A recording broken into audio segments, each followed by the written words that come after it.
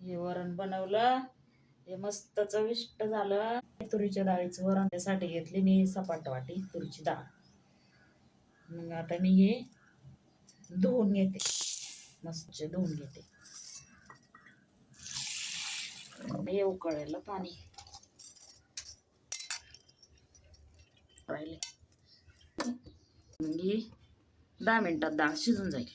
त्यासाठी 2-3 मिरच्या घेतल्या, थोडं चमच्याभर जिरं घेतलं, हे लसूण सोलून घेतला.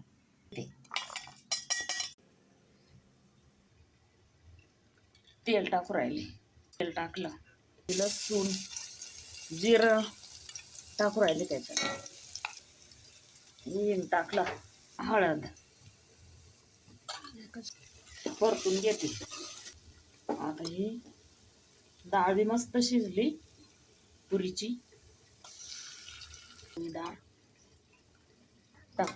टाकली ती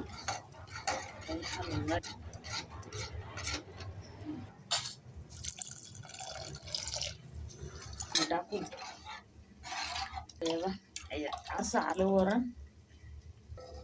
मस्त 10 मिनिटं उकळून घेते.